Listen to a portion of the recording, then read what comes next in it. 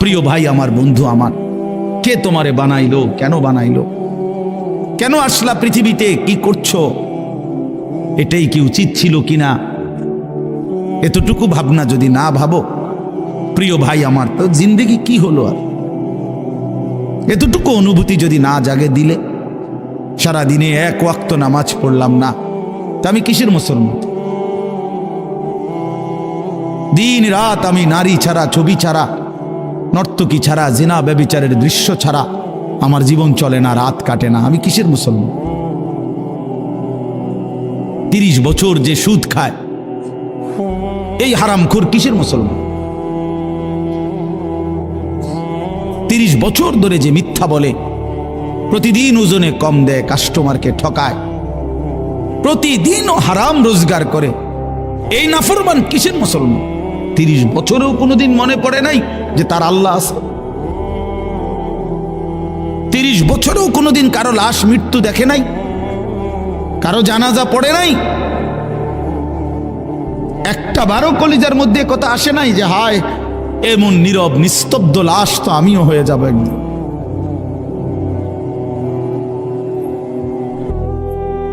কবর দেখলে তো এটা ভাবা উচিত। রাসূলুল্লাহ সাল্লাল্লাহু আলাইহি ওয়াসাল্লাম বলছেন, তোমরা কবর জিয়ারত করো।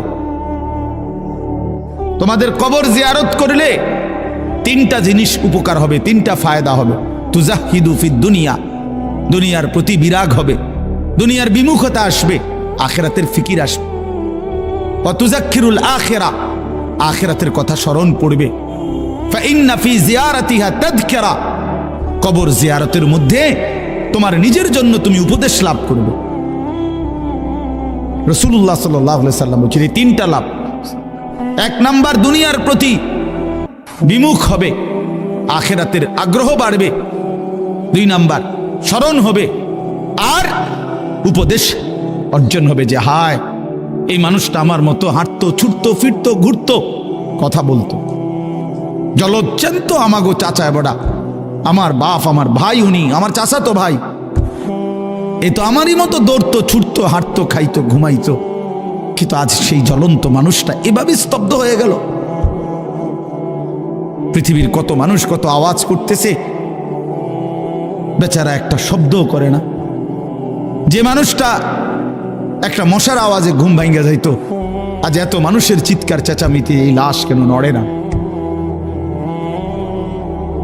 আল্লাহ নবী সাল্লাল্লাহু আলাইহি ওয়াসাল্লাম এক সাহাবীর জানাজা পড়তে গিয়ে কবরের দিকে তাকাইয়া, হাদিসে আছে হযরত বারা ইবনে আযিব রাদিয়াল্লাহু তাআলা আনহু থেকে বর্ণিত, তিনি বলেন আল্লাহ নবী সাল্লাল্লাহু আলাইহি সাল্লাম আমাদেরকে সাথে নিয়ে এক সাহাবীর জানাজা পড়তে গেছেন।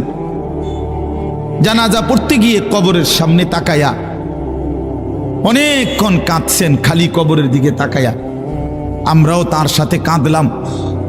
তো কান্না শেষ করে চোখের পানি মুছে আল্লাহ নবী সাল্লাল্লাহু আলাইহি ওয়াসাল্লাম বললেন, ইয়া ইখওয়ানি লিমিসলি হাদা ফাআইদ্দু, আমার সাথীরা এই কবরের জন্য তোমরাও রেডি হও।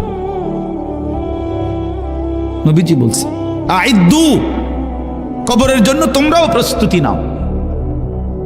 রাসূলুল্লাহ সাল্লাল্লাহু আলাইহি ওয়াসাল্লাম বলছেন, বন্ধু, মা রাআইতু মানদারান কাত্তু ইল্লা ওয়াল কবরু আফজাউ মিনহু। আল্লাহর নবী সাল্লাল্লাহু আলাইহি ওয়াসাল্লাম বলেন, আল্লাহর কসম উম্মত, কবরের আযাবের চাইতে ভয়ানক কোন দৃশ্য আমি রাসূল আর কিছু দেখিনি। আপনারা অনেক অনেক চালাক, অনেকে বুদ্ধিমান, হুজুর রে এসব নিয়েই পড়ে আছে। হ্যাঁ, এসব নিয়েই পড়ে আছে। কে মনে করাই দিবে কবর? দুনিয়া মনে করাইবার তো লোকের অভাব নাই। এই মিয়া, দুনিয়া তো সবাই মনে করাই দিতেছে। কবর মনে করাবে কে বন্ধু? আখিরাত মনে করাবে এই 2-4 জন মোল্লা মুন্সি। এরাও যদি পৃথিবীতে না থাকে, আপনারা যদি এদেরকেও হারায় দেন, সরায় দেন, তো আপনাদেরকে আখিরাত মনে করাবে কে? কবর মনে করাবে কে? দুনিয়া বুঝাবার জন্য তো লোকের অভাব নাই। একটা মাহফিলে আমি যদি এখন বলি, আসেন আজকে যেহেতু আমাকে দাওয়াত দিছে, সবাই মনোযোগ দিয়ে শুনেন একটি অটো কিভাবে চালাইতে হয়, আজকে আমার আলোচ্য বিষয়। তো এটা বললে মানুষ হাসি দিবে না? কথা বলেন না কেন? ব্যাককল হুজুর, অটো কেমনে চালাইতে হয়? এটা কর্নের লেগে নিয়ে আপনার এনে দাওয়াত দিই দই মিয়া। তো তাহলে আপনি যে কোন আমগো যে আমরা দুনিয়া বুঝাইতাম, তো আমি তো বুঝাইতাম চাইছিলাম, আপনি আসলেন কেন বলেন? সিএনজি কিভাবে চালাইতে হয় না বন্ধু, আল্লাহ তাআলা কোরআনুল কারীমের মধ্যে বলছেন আমাদের ইলমের মাকসাদ কি, কেন আল্লাহ তাআলা উলামায়ে কেরামকে যাকে যেটুকু কোরআন সুন্নাহর ইলম দিয়েছেন, আল্লাহর কসম কোরআন শরীফের সরাসরি আয়াত আল্লাহ তাআলা বলছেন ফালাউলা নাফারা মিন কুল্লি ফিরকাতিম মিনহুম তাইফাতুল লিয়াতাফাক্কাহু ফিদ্দীন। আল্লাহ বলেন এই দ্বীনের উচ্চতর জ্ঞান কিছু মানুষ অর্জন করবে, ইলম অর্জন করবে। কেন? আল্লাহ বলেন ওয়ালিয়ুনদিরু কওমাহুম ইযা রাজাউ ইলাইহিম, তারা যখন নিজ জাতি কওম সম্প্রদায়ের কাছে ফিরে আসবে তারা আল্লাহর ভয় দেখাবে, আখিরাতের ভয় দেখাবে, কবরের ভয় দেখাবে, জাহান্নামের ভয় দেখাবে। ওয়ালিয়ুনদিরু এটাই উলামায়ে কেরামের কোরআন সুন্নাহর ইলমের মাকসাদ। এ তো কোরআন শরীফের আয়াত। কি আয়াত? কোরআন শরীফের আয়াত। ওয়ালিয়ুনদিরু কওমাহুম, জাতিকে ভয় দেখাবে, আল্লাহর ভয়, আখিরাতের ভয়, কবরের ভয়, জাহান্নামের ভয়। রাসূলুল্লাহ সাল্লাল্লাহু আলাইহি ওয়াসাল্লাম সর্বপ্রথম যেদিন আল্লাহ তাআলা নবীজিকে সাল্লাল্লাহু আলাইহি সাল্লাম মানুষের কাছে দ্বীনের কথা বলার অনুমতি দিয়েছেন, প্রথম যেদিন, সেটা হলো কোরআনের দ্বিতীয় নাজিলকৃত আয়াত। কোরআন শরীফ প্রথম নাজিল হয়েছে তো ইকরা বিসমি রাব্বিকাল্লাযী খালাক, এটা আপনারা জানেন না, 5টা আয়াত। এখানে এটা হলো প্রথম নবীজিকে বলছে আপনি পড়ুন, আপনার রবের নাম নিয়ে আপনার রবের কালাম পড়তে শুরু করেন। তো এরপরে দ্বিতীয়বারে মানে দ্বিতীয় কোরআন শরীফ নাজিল হয়েছে এই সময় আল্লাহ তাআলা বলছে ইয়া আইয়ুহাল মুদ্দাসসির কুম ফাআনজির। এইটা হলো দ্বিতীয় নাজিল। কুম ফাআনজির, বন্ধু আমার, নবী আমার, দাঁড়ান, ওঠেন বন্ধু, ফাআনজির, আমার বান্দাদেরকে ভয় দেখান, কবরের ভয়, জাহান্নামের ভয়, আযাবের ভয়, আখিরাতের ভয়, আমি আল্লাহর ভয়। এই কোরআন শরীফে দেখেন আপনি ফাআনজির, প্রথম আয়াত, প্রথম আদেশ। নবী সাল্লাল্লাহু আলাইহি ওয়াসাল্লামের হাদিস আছে, আমরা সব কিতাবে আছে, আপনারাও শুনছেন।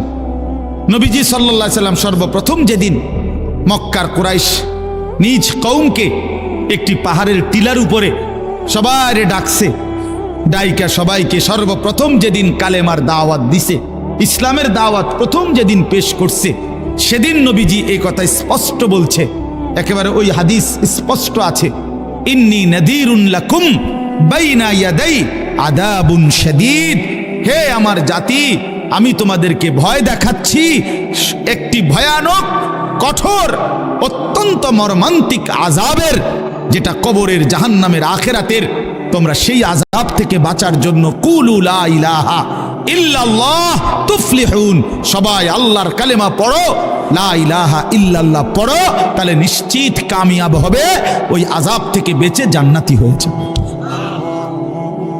বাপ আমার, বন্ধু আমার, আমরা আপনাদেরকে আখিরাত মনে করাইলাম, আমরা আপনাদেরকে কিয়ামত মনে করাই, কবরের কথা মনে করে। এই মাহফিল মাকসাদ, এটাই মাকসাদ অন্যতম, এটা গুরুত্বপূর্ণ মাকসাদ আমাদের জিন্দেগি। এই ওয়াজ মাহফিল, এই